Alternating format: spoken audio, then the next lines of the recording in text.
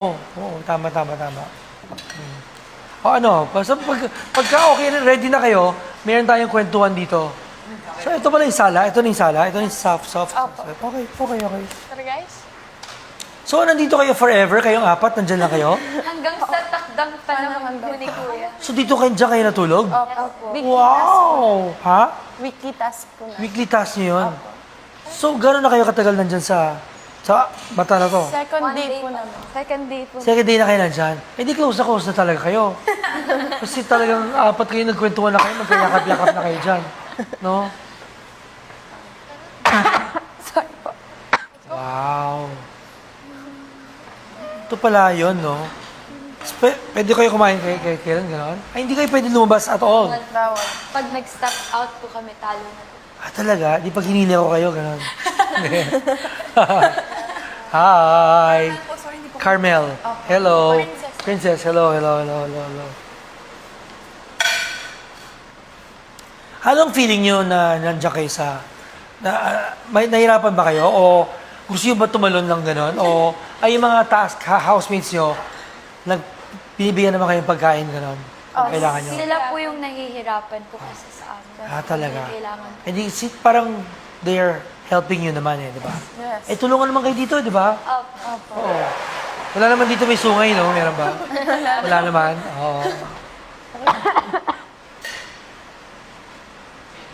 So, ilang araw na kayo nandito sa mata na to? Ang second day po na. Second day.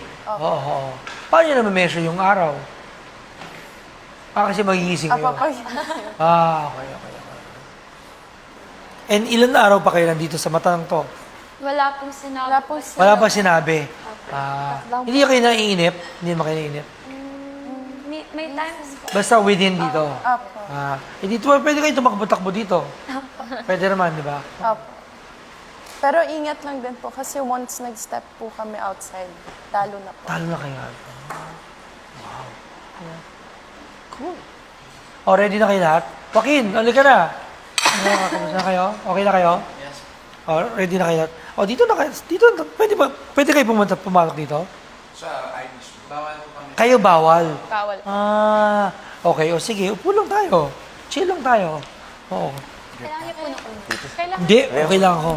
Gusto ko ng okay na ako dito. Thank you. Let's him. So, ang usapan natin today, tawag natin itong Tim Talk. I'm Tim, by the way, sa mga hindi naman nakakilala sa akin. Kung nakita niyo ako sa labas, next time, huwag niyo ako tawagin Tito. Okay, Tim lang ako. Ikaw, lalo na ikaw, Joaquin, So, ayun. Yun. Ayan ang magagawin natin today. It's called Tim Talk. Pag-uusapan natin ng mga iba't ibang mga bagay about life, about being in the industry, lahat ng mga pwedeng gawin, kailangan gawin, and to, kumbaga, mas maintindihan na mas maigay yung mga little things na akala mo ganun lang. Parang kung meron kang mga pangarap, ito mga gusto mong kailangan gawin. We'll talk about sacrifice. We'll talk about what it takes. Kasi di ba, kaya siguro kayo nandyan, di ba? Titest yung patience niyo on what you're willing to do to get to where you want to go. Alam mo yun? Kinikwento ko kanina kay Kuya about in my life, nung bata pa ako, nung mga kaedad nyo, hindi, magkabatch naman tayo. Yung bata pa ako, kasi coming from a Filipino-Chinese background, they'll say, magnegosyo ka, sinegosyo ka. Hindi naman yun ang gusto ko. Gusto ko nasa teatro ako. So, ang ginagawa ko nung bata ako, nag-escape ako ng school para mag-rehearse. And after school, hindi ako kailangan mag-aaral, di ba?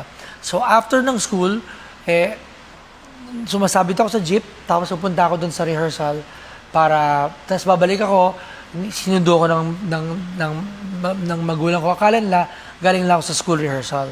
Pero at that time, I was doing theater na. Tapos kung walang roles, nalaman na nila that I was doing it, lumabas na sa dyaryo, na gano'n. Kumbaga parang I sacrificed school time because I wanted to be with creative people. Alam mo yun, bata pala ako, alam ko na gusto ko nandito ako, gano'n. Gusto ko, may ginagawa akong creative. Parang ganyan. Tapos, kung walang role para sa akin, kasi nga, dati, ang uso lang noon, tisoy-tisay. Kung singkit, hindi uso, so wala akong roles. Kung wala akong role, hindi ako nasa stage. Nandun ako sa backstage. Ako yung crew, ako nagdadala ng tubig sa artista, ng gamit nila, nag-change ng set, ng props. Kung wala naman, andun naman ako sa marketing, front of house, nagbebenta ng tickets, or ako yung nagbebenta ng marketing, kumukuha ng sponsors, mga ganon. So, kumbaga kung saan ka pwede, doon ka. Alam mo yun, basta may kahit saang parte ng kung di ka bida, kontrabida, extra, talent,